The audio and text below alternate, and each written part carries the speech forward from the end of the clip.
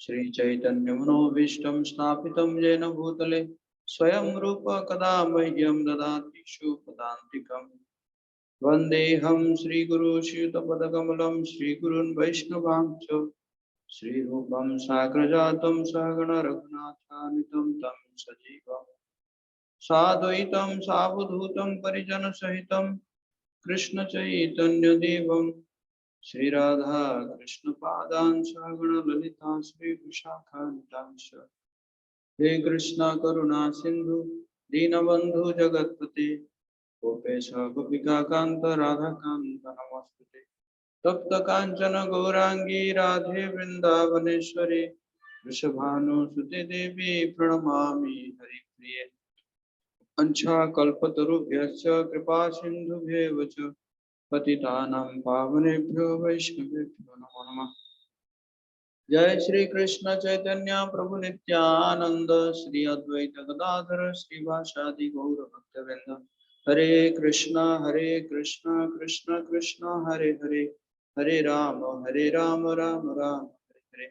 नमो ओम विष्णुपादाय कृष्ण पृष्ठाय भूतले श्रीमते भक्तिवेदांत स्वामिनि नामिने नमस्ते सरस्वती देवी गौरवाणी प्रचारिणे निर्विशेष शून्यवादी पाश्चात्य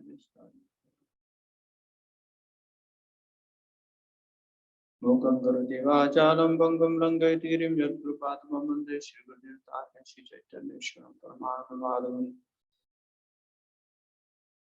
नारायणं नमस्कृत्यं नरो चैवं नरोत्तमं देवीं सरस्वतीं व्यासं ततो जयमुदीरये नष्टप्रायेषु भद्रेषु नित्यं भागवत सेवया भगवती उत्तमश्लोके भक्तिर्भवति नैष्ठिकी। ओम नमो भगवते वासुदेवाय ओम नमो भगवते वासुदेवाय ओम नमो भगवते वासुदेवाय।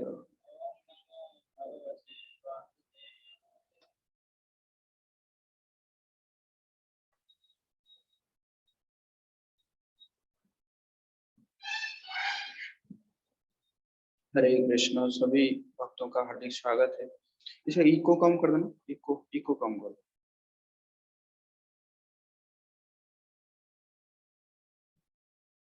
हरे कृष्ण। ठीक।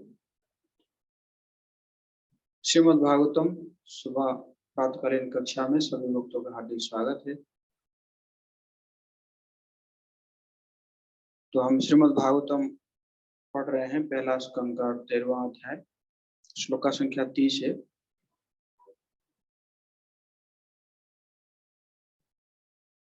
तो आप सबको स्क्रीन पर दिख रहा है। पति प्रयांतम सुबलस्य पुत्री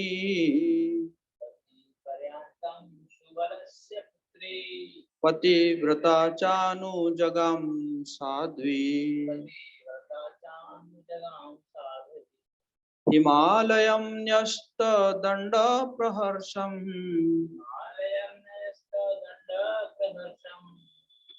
मनस्विनानिमिव मत्सं प्रहारः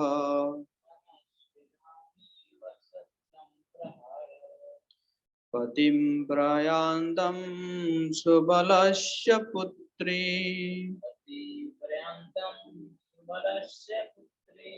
पतिव्रता चानुजगाम साध्वी हिमालयं न्यस्तदण्ड प्रहर्षम् मनस्विनामिव सत्समप्रहारः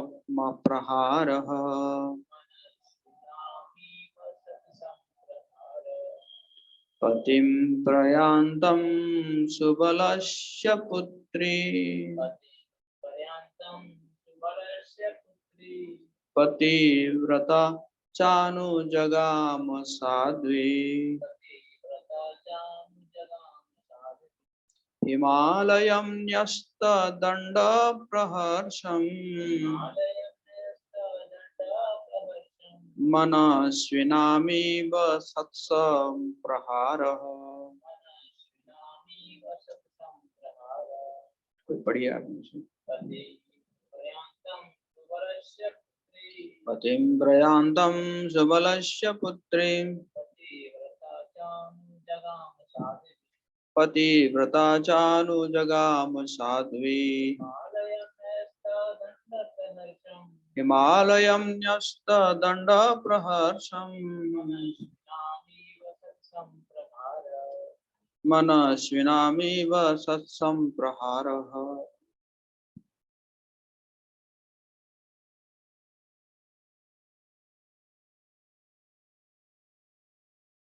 पतिम अपने पति को प्रयांतम घर त्यागते समय सुबलस्य राजा सुबल की पुत्री योग्य पुत्री पतिव्रता अपने पति को समर्पित च भी अनुजगाम पीछे पीछे गई साध्वी सती हिमालयम हिमालय पर्वत की ओर न्यस्त दंड संन्यास आश्रम के दंड को स्वीकार करने वाला प्रहर्षम हर्ष का विषय मनस्विना महान योद्धाओं का इव सदृश सत वैध संप्रहार अच्छी पिटाई। अनुवाद और तात्पर्य जगतगुरु श्रील प्रभुपाद की। कंदाहार अर्थात गांधार के राजा सुबल की पुत्री परम साध्वी गांधारी ने जब यह देखा कि उसके पति हिमालय पर्वत की ओर जा रहे हैं जो कि सन्यासियों को वैसा ही आनंद देता है जैसा कि युद्ध के मैदान में योद्धाओं को शत्रुओं के प्रहार से प्राप्त होता है, तो वो भी अपने पति के पीछे पीछे चल पड़ी। आप लोग मेरे पीछे दोहरा सकते हैं। कंदाहार गांधार के राजा सुबल की पुत्री परम साध्वी गांधारी ने जब यह देखा कि उसके पति हिमालय पर्वत की ओर जा रहे हैं जो कि सन्यासियों को वैसा ही आनंद देता है जैसा कि युद्ध के मैदान में योद्धा को शत्रुओं के प्रहार से प्राप्त होता है, तो वो भी अपने पति के पीछे पीछे चल पड़ी। तो धृतराष्ट्र को विदुर महाराज जो है उन्होंने ज्ञान दिए, उनकी अज्ञानता को काटे और उसके उपरांत धृतराष्ट्र ने ये पढ़ ले लिया कि मुझे छोड़ना है, घर छोड़ना है। तो उन्होंने जो है, हम पिछले श्लोक में पढ़े थे कि कैसे वो तुरंत जो है घर त्यागने के लिए चल पड़े, निकल पड़े। तो जब वो गए तो उनकी जो पत्नी, ये जो श्लोक में बताया जा रहा है, तो उनकी जो पत्नी गांधारी वो भी जो है क्या की पति के साथ साथ चल पड़ी, पति के पीछे पीछे चल पड़ी। और एनालॉजी जो है क्या दे रहे हैं सुत गोस्वामी कि जो सन्यासियों को आनंद देता है, हिमालय जो है ना वो सन्यासियों को आनंद देता है।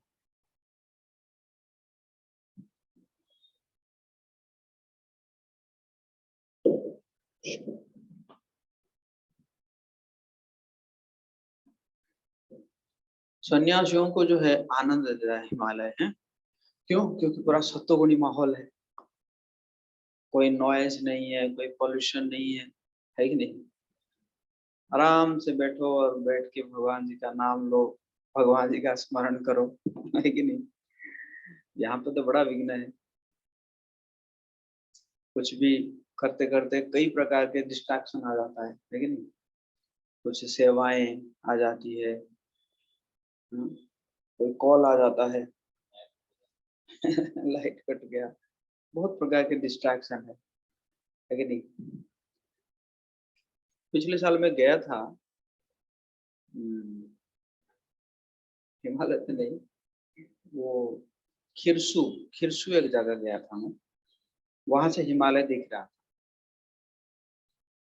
तो हिमालय जो है वो शायद कितना 700 या 750 किलोमीटर ऊपर है, जो ऊंचाई।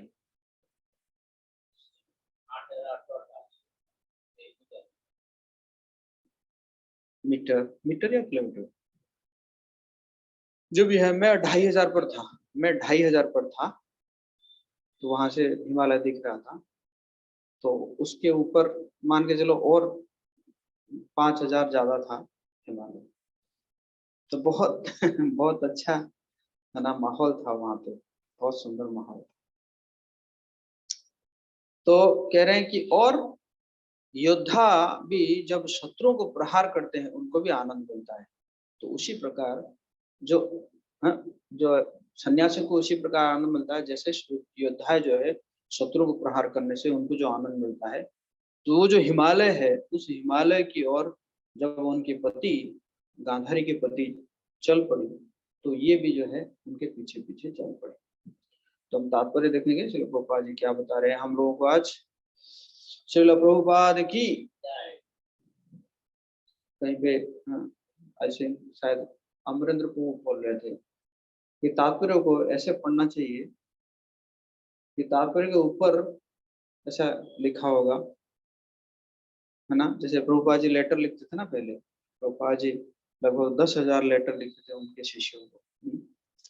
तो सबसे पहले लिखते थे डियर, मान के चलो dear Jagdish Shyam Das, take my, accept my blessings. तो इतना जोड़ देना चाहिए तात्पर्य के ऊपर, है कि नहीं। और लास्ट में लगा देना चाहिए योर एवर वेल विशर शिला भक्ति वेदांत स्वामी, है ना। तो इसी प्रकार तो ये लेटर हमें आज प्राप्त हुआ है। तो आज हम पढ़ते हैं श्रील प्रभुपाद जी हम लोगों को क्या बता रहे हैं, इस श्लोक के माध्यम से हमें श्रील प्रभुपाद जी क्या बता रहे हैं। सुबल की पुत्री तथा राजा धृतराष्ट्र की पत्नी सौबालिनी अर्थात गांधारी अत्यंत पतिपरायण आदर्श पत्नी थी। वैदिक सभ्यता में साध्वी तथा पतिव्रता स्त्रियां होती थी, जिनमें से गांधारी का भी वर्णन इतिहास में पाया जाता है। लक्ष्मी जी, सीता देवी एक महान राजा की पुत्री होते हुए भी अपने पति भगवान रामचंद्र के पीछे पीछे जंगल गई। सीता देवी कौन है? वो लक्ष्मी जी है। रूपा जी कह रहे हैं कि जो लक्ष्मी होते हुए भी उन्होंने क्या किए, पति के पीछे पीछे, रामचंद्र जी के पीछे पीछे जंगल गई। इसी प्रकार सामान्य स्त्री की तरह गांधारी अपने घर या मायके में रह सकती थी, किंतु साध्वी तथा भद्र महिला की भांति बिना कुछ विचार किए उन्होंने अपने पति का अनुसरण किया। विदुर ने धृतराष्ट्र को वानप्रस्थ आश्रम के उपदेश दिए थे और गांधारी अपने पति के साथ साथ रही। तो वानप्रस्थ आश्रम में ऐसा रहता है, होता है कि पति पत्नी जो है घर से दूर होकर जंगल में रहते हैं। और आजकल तो जंगल तो है नहीं, आजकल जो है मंदिर में आप रह सकते हैं लेकिन नहीं, जंगल में जाएंगे तो है ना बहुत दिक्कत है। और जंगल भी रहा नहीं आजकल, है कि नहीं।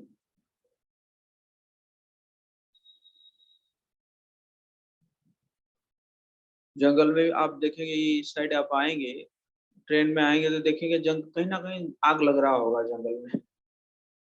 आग लगा देते हैं, क्योंकि उसमें से कोयला मिलता है उन लोगों को। जो ये सब जल जाता है ना, जलने के बाद कोयला मिलता है, तो कोयला के लिए जला देते हैं, सब पेड़ वेड़ सब जला देते हैं। अच्छा।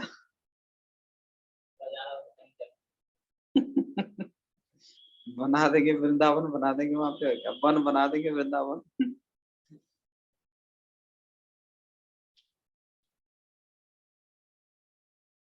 किंतु उन्होंने यह नहीं कहा कि तुम मेरे साथ चलो, क्योंकि उस समय वे उसी तरह दृढ़ संकल्प थे जिस प्रकार एक महान योद्धा युद्ध भूमि में सभी प्रकार के खतरों से झेलता है। वे तथाकथित पत्नी या संबंधियों के प्रति अब तनिक भी आकृष्ट न थे। उन्होंने अकेले ही जाने का निश्चय किया था, किंतु साध्वी नारी के रूप में गांधारी ने अंतिम क्षण तक अपने पति का अनुसरण करने का निश्चय किया।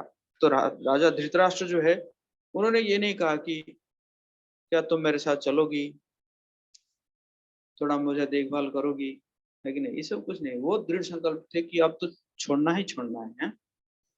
तो वो चले। तो गांधारी जो है अपना पतिव्रता का धर्म को निभाते हुए वो भी चल पड़ी।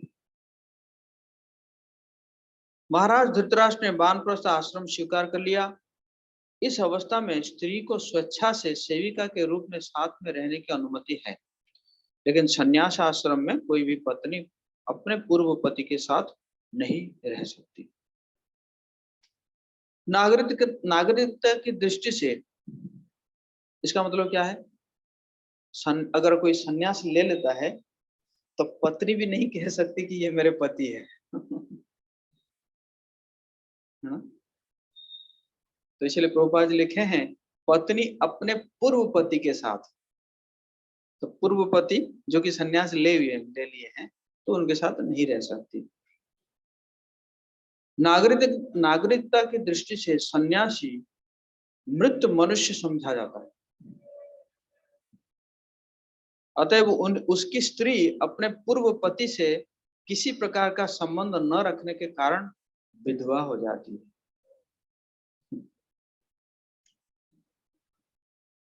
महाराज धृतराष्ट्र ने अपनी श्रद्धालु पत्नी को मना नहीं किया और वो स्वेच्छा से अपने पति का अनुसरण करती रही। सन्यासी लोग सन्यास आश्रम के प्रति प्रतीक स्वरूप दंड धारण करते हैं। हाल ही में हमारे सन्यासी आए थे, नया नया सन्यास लिए हैं अभी, राधा अष्टमी को वो आए थे अभी दंड धारण करके। सन्यासी दो प्रकार के होते हैं। जो श्रीपाद शंकराचार्य के मायावादी दर्शन का अनुसरण करते हैं, वे केवल एक दंड स्वीकार करते हैं, वो होते हैं एक दंडी सन्यासी। किंतु जो वैष्णव दर्शन का पालन करते हैं, वे तीन संयुक्त दंड धारण करते हैं, उनको होते हैं त्रिदंडी। मायावादी सन्यासी एक दंडी स्वामी होते हैं, जबकि वैष्णव सन्यासी त्रिदंडी स्वामी, या स्पष्टता से कहा जाए तो त्रिदंडी गोस्वामी कहलाते हैं। जिसे मायावादी चिंतकों से अंतर किया जा सके। एक दंडी स्वामी अधिकांशतया हिमालय के प्रेमी होते हैं। रूपा जी कह रहे जो एक दंडी वाले वो क्या करेंगे, हिमालय की प्रेमी होते हैं, हिमालय में जाएंगे आराम से बैठ के, जो है जो भी करेंगे, भजन तो करते नहीं है वो लोग। है ना, शास्त्र को, है ना, शास्त्र का अपना अपना भाष्य निकालते हैं, जिसे मायावादी चिंतकों से अंतर किया जा सके। एक दंडी स्वामी अधिकांशतया हिमालय के प्रेमी होते हैं, लेकिन वैष्णव सन्यासी वृंदावन तथा पुरी के लिए इच्छुक रहते हैं। एक दंडी सन्यास जो हिमालय जाते हैं, लेकिन त्रिदंडी सन्यास जो है कहाँ जाते हैं, धाम में रहते हैं। हमारा मंदिर भी एक धाम है। वैष्णव सन्यासी नरोत्तम होते हैं, जबकि मायावादी सन्यासी धीर होते हैं। महाराज धृतराष्ट्र को धीरों का अनुगमन करने की सलाह दी गई थी। क्योंकि उस अवस्था में उनके लिए नरोत्तम बन पाना कठिन था। तो इस प्रकार श्रील प्रभुपाद जी कह रहे हैं, सबसे पहले प्रभुपाद जी गांधारी के बारे में बता रहे हैं कि कैसे गांधारी जो है पति परायणा आदर्श पत्नी थी। शास्त्रों में बताया गया है कि कई जो पत्नियां जो है वो अगर पति परायण होते हैं तो निष्पाप हो जाते हैं, चाहे पति पाप करता हो। जो हिरण्यकशिपु की पत्नी थी कयाधु, कयाधु को लिखा गया है निष्पाप।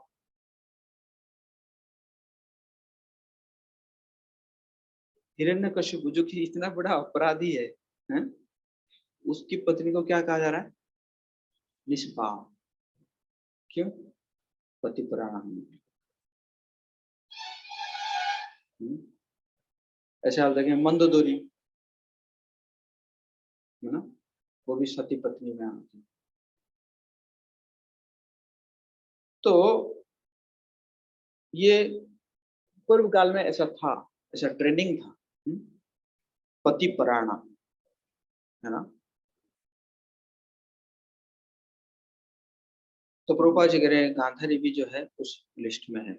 और फिर प्रभुपाद जी सीता माता का उदाहरण दे रहे हैं। सीता माता जो है वो भी क्या की, भगवान रामचंद्र के पीछे चल पड़ी, जंगल में गई।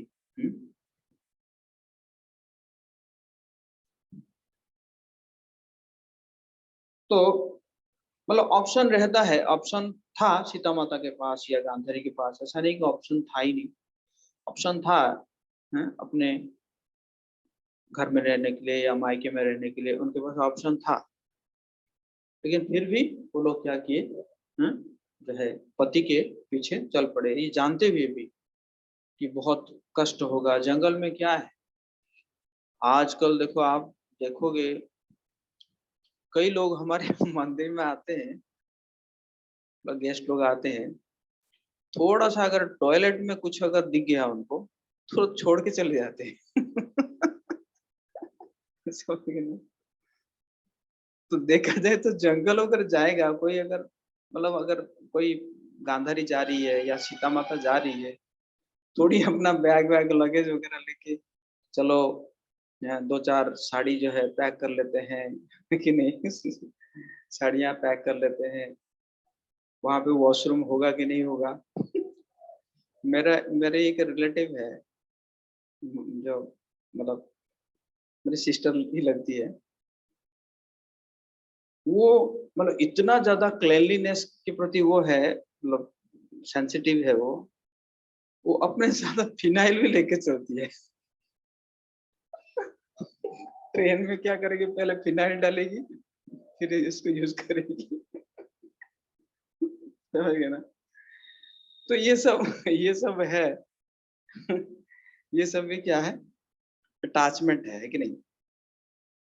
लेकिन देखा जाए तो गांधारी या सीता माता ये सब ये नहीं किए कि चलो दो चार साड़ियां पैक कर लो, हाँ, ये पैक कर लो, कर लो, वहां पे वॉशरूम कैसे होगा। है कि नहीं, ये सब सोचे नहीं वो लोग। इसी को कहते हैं पति परायण। हाँ?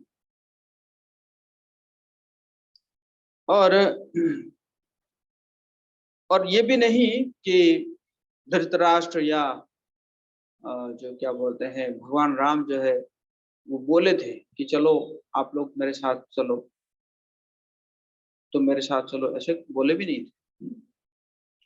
तो इसी प्रकार यहाँ पे पति परायण का जो है प्रभुपाद जी एग्जाम्पल दे रहे हैं, है ना।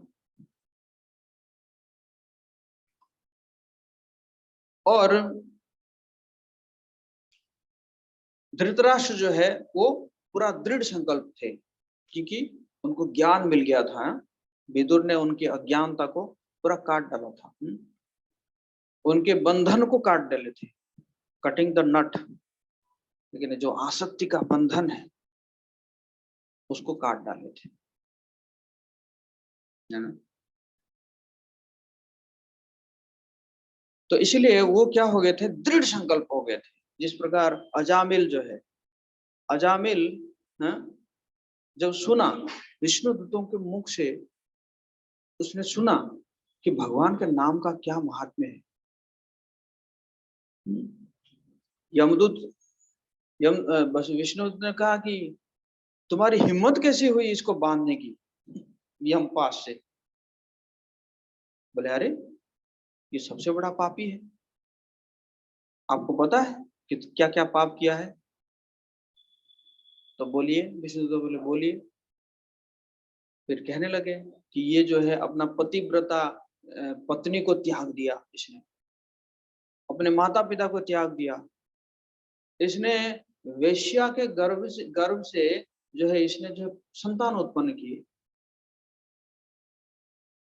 इतना इसने पाप किया। और वो उस वेश्या को संतुष्ट करने के लिए इसने कई प्रकार का चोरी डकैती लूटपाट भी इसने किया। तो इसलिए ये हमारे हिसाब से तो ये सबसे बड़ा पापी व्यक्ति है। विष्णु तो कहा इससे बड़ा धर्मात्मा व्यक्ति हो ही नहीं सकता। हम तो क्या है, कैसे गजब की बात कर रहे हैं लोग। यमदूत बोलते हैं कि बड़ा दुर्भाग्य की बात है, तुम लोग धर्मराज के सेवकों के धर्म के सिद्धांतों के बारे में नहीं जानते हो। तो क्या सिद्धांत है, भागवत विधि। इसने जो है भगवान जी का नाम लिया है, एक बार नहीं, जब से वो जन्मा है, जो उसका बेटा जन्मा है, तब से जो ये क्या कर रहा है, उस बेटे को पुकार रहा है, नारायण मेरी गोदी में आ जाओ, नारायण तुमने खाना खा लिया क्या, है कि नहीं। तो जैसे ही वो जितना बार लिया है, वो जितना भी पाप किया था सब पाप धुल गया है उसका। और तो और असहाय अवस्था ने उसमें नाम ले लिया नारायण। तो यमदूत पूछ सकते थे कि अरे वो थोड़ी भगवान को पुकारा, तो अर्जुन तो अपना बेटा को पुकार रहा था डर के मारे। तो विष्णुदूत कहते हैं कि नाम और नामी क्या है, अभिन्न है। वो भगवान का नाम हो सकता है कि सब्जी के साथ ले ले, या मिर्च के साथ ले ले, या अपना बेटा को पुकार ले, कुछ भी हो, नाम और नामी क्या है, अभिन्न है।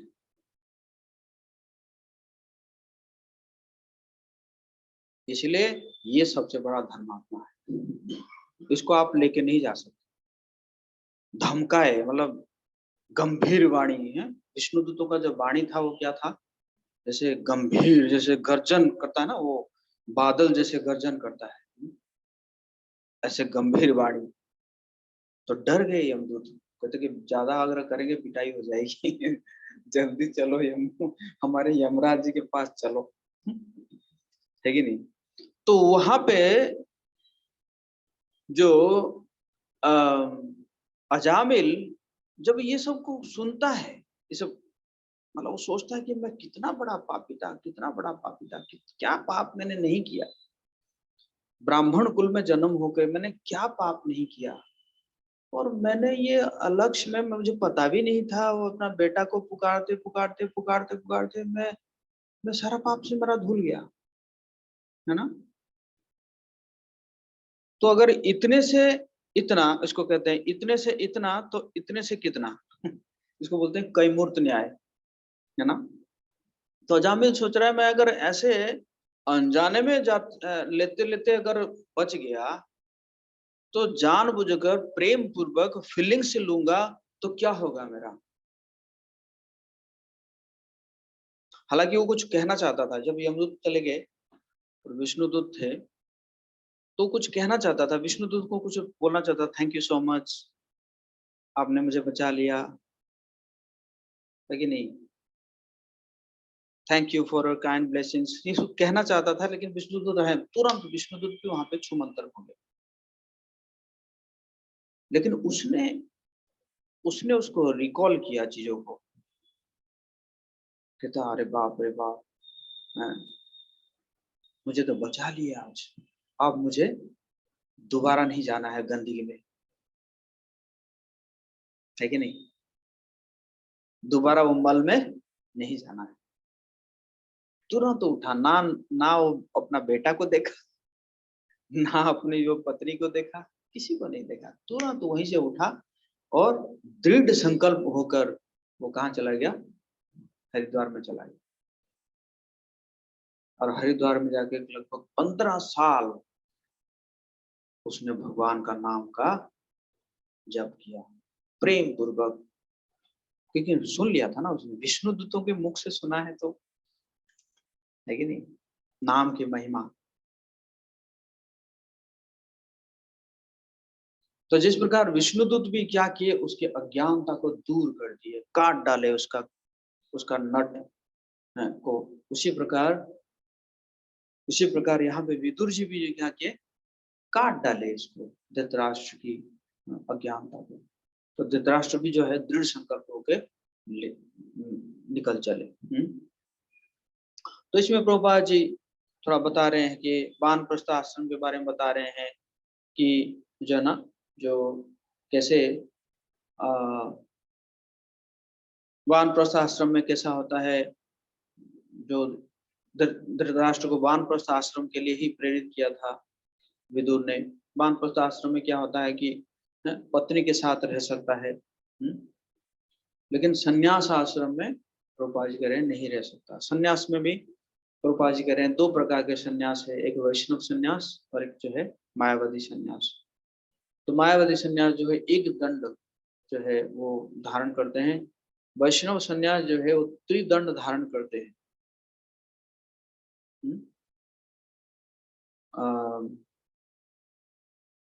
शरीर से, मन से और वाणी से, तीनों तीनों से वो भगवान के प्रति समर्पित हो जाते हैं। और उत्तरी दंड के साथ ऊपर भी एक छोटा सा लगता है, एकदम छोटा सा लगता है ना, वो है आत्मा, मतलब आत्मा से भी, है ना, मन वाणी कर्म, मन वाणी कर्म, और फिर ऊपर से क्या है, वो आत्मा, मतलब पूरे कंप्लीटली जो है सरेंडर हो जाते हैं। तो ये त्रिदंड संन्यास धारण करते हैं, और मायावादी जो है एक दंड संन्यास धारण करते हैं। और फिर प्रभुपाद जी कह रहे हैं कि मायावादियों को उनका प्रेम रहता है हिमालय में जाना, ठीक है नहीं, क्योंकि उनका मुख्य रूप से क्या रहता है, शास्त्रार्थ करना, शास्त्रों को पढ़ना, शास्त्रों को मंथन करना, मनते हो वो लोग हैं, मंथन करना। लेकिन जो त्रिदंडी सन्यासी है, वैष्णव सन्यासी है, उनको कहाँ प्रेम रहता है, धाम में रहना, धाम में रहकर धाम की सेवा करना, धाम वासियों की सेवा करना, भगवान की सेवा करना, वैष्णव की सेवा करना। एक्चुअली वैष्णव सन्यासी जो है उनका मूड रहता है क्या है, सेवा करना। मायावादी सेवा सन्यासियों का धाम क्या, मतलब क्या रहता है, सेवा लेना, है कि नहीं?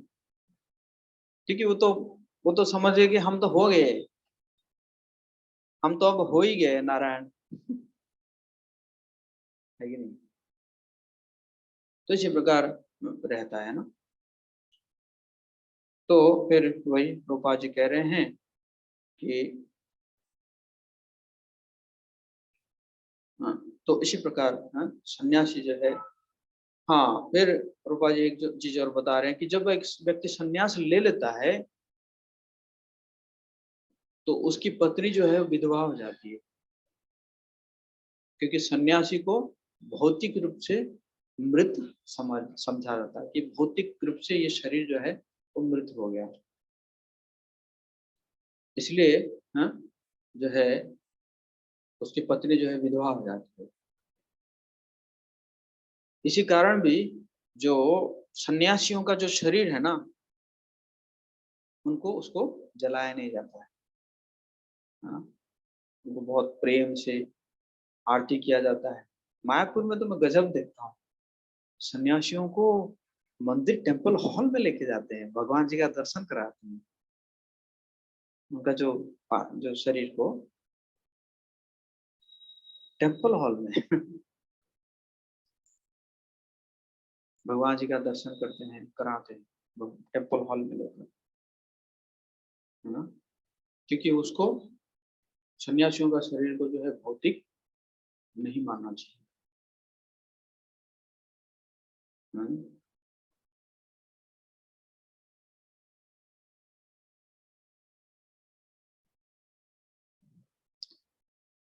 और प्रभुपाद जी कह रहे हैं कि ये जो अ, दो जो वैष्णव सन्यासी है वो क्या होते हैं, नरोत्तम, नर में उत्तम। हम्म, क्योंकि वो क्या करते हैं कि अ, हजारों लाखों जीवों को भगवान की ओर खींचते हैं, है कि नहीं, भगवान के चरण कमलों की ओर खींचते हैं। लेकिन जो मायावादी सन्यासी वो क्या होते हैं, धीर होते हैं, वो धीर होते हैं, है ना। तो देखा जाए तो धीर जो है क्या है, वो प्रारंभिक अवस्था है ना। इससे पहले भी हम चर्चा किए थे, शायद 2-3 दिन, 3-4 दिन पहले चर्चा किए थे कि प्रभुपाद जी कह रहे हैं कि कैसे एक जो व्यक्ति धीर से नरोत्तम बनता है ना। तो धीर जो है वो क्या है, प्रारंभिक अवस्था है, जबकि नरोत्तम जो है वो लास्ट स्टेज है। तो वैष्णव सन्यासी जो है वो नरोत्तम होते हैं, मायावादी सन्यासी जो है क्या होते हैं, धीर होते हैं। और जो विदुर जो सलाह दिए थे वो धीरों का अनुगमन करने के लिए सलाह दी गई थी धृतराष्ट्र को, क्योंकि उनके लिए नरोत्तम बन पाना कठिन था, लेकिन नहीं, बहुत ज्यादा आसक्ति थी ना, और इतनी जल्दी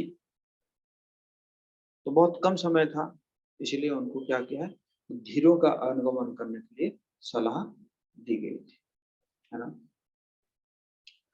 तो बहुत सुंदर ये जो टॉपिक है, बेसिकली भागवतम तो सबके लिए है,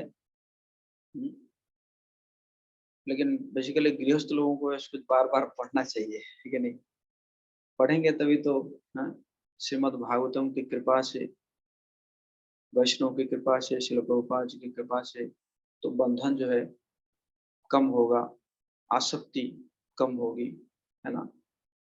वैराग्य, हाँ, वैराग्य भाव उद्रेक होगा हृदय में, है कि नहीं। और फिर एटलीस्ट क्या की, है ना, एटलीस्ट क्या है कि एटलीस्ट अभिलाष होना चाहिए। मोरो यही अभिलाष, विलास कुंजे दियोवा, नयने हेरिवो सदा, युगल रूप राशि। एटलीस्ट हो या ना हो, अभी से अभिलाष रखना चाहिए ना। अभिलाष रखेंगे तब तो आगे जाके कुछ होगा है कि नहीं, है ना। जिस प्रकार हमारे सारे वैष्णव लोग जो है जो प्रार्थना गाते हैं उसमें सभी सभी में अभिलाष है कि नहीं। हम्म, तो कब जो है वो दिन आएगा, जिस दिन हम शुद्ध नाम ले पाएंगे, सारे अपराधों से मुक्त होंगे, है ना। गौरांग बोलिते कबे हबे पुलक शरीर, हरि हरि बोलिते नयने भवे नीर। तो कब वो दिन आएगा जिस दिन जो है गौरांग बोलते ही शरीर क्या हो जाएगा, पुलक्ति हो जाएगा। एक छोटा वीडियो पहले बहुत वायरल हो रहा था, जैसे फॉरनर का, कैन यू से गौरांग और जैसे ही वो बोल देता था गौरांग, गौरांग नित्यानंद, गौरांग नित्यानंद, है कि नहीं।